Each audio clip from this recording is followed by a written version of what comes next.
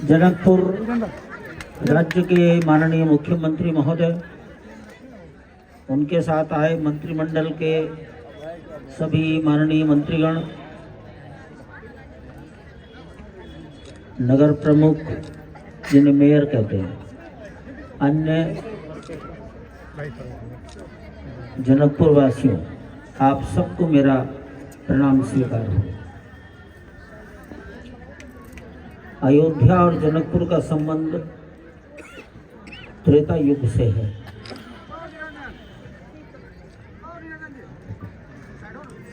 और आज की पीढ़ी को ये अनुभव होना चाहिए कि त्रेता युग में कैसा दृश्य होगा। उसका ये छोटा सा स्वरूप है।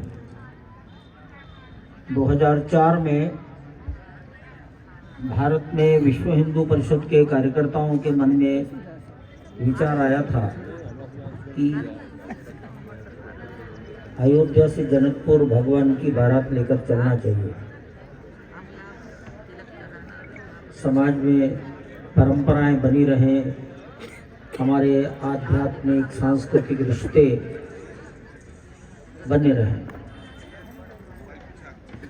और 2004 की बारात में नेपाल में उस समय जो भी राज्य व्यवस्था थी, वो राजा थे या राष्ट्रपति थे, वो आए थे।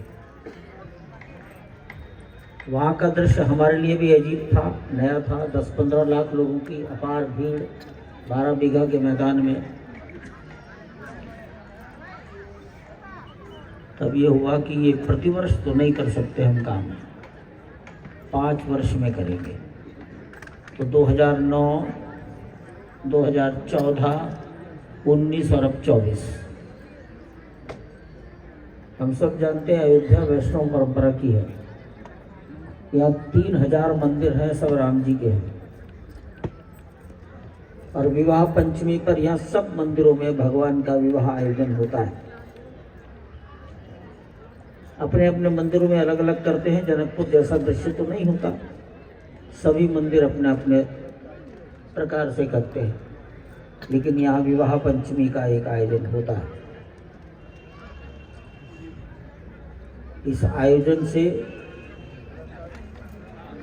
हमारे रिश्ते सांस्कृतिक, आध्यात्मिक ये मजबूत होते हैं। और आज जो समाज अयोध्या में रहता है, उसने सोचा भी नहीं होगा कि ऐसा तिलक का कार्यक्रम होगा, इतना समाज आएगा, ऐसा अपार उत्साह होगा। क्योंकि प्रचार माध्यमों ने बहुत सारी चीज़ों को सीमेंट दिया है, सिकोड़ दिया है। तो इस आयोजन से समाज के अंदर उमंग, उत्साह और अपने समाज की पूर्वजों द्वारा स्थापित परंपराओं की जानकारी ये सब मिलती है। आप सबको थोड़ा बहुत जनकपुर से आने के बाद यह कष्ट जरूर हुआ होगा, क्योंकि रात बहुत हो गई थी। मैंने आज सवेरे अपने एक कार्यकर्ता को पूछा, रात भोजन क्या हुआ? बताया उसने। मैंने पूछा कितने बजे हुआ? कहने के सवेरे 3:30 बजे। अब 3:30 मैं न हंस सकता था न रो सकता था। ठीक है, दूरी इतना समाज एक साथ चलता है तो कोई 100 की स्पीड से दौड़ नहीं सकता। रास्ते में रुकते रुकते भी आते हैं। तो आपको जो भी असुविधा कष्ट हुई उसके लिए तो हम हाथ जोड़ सकते हैं, बस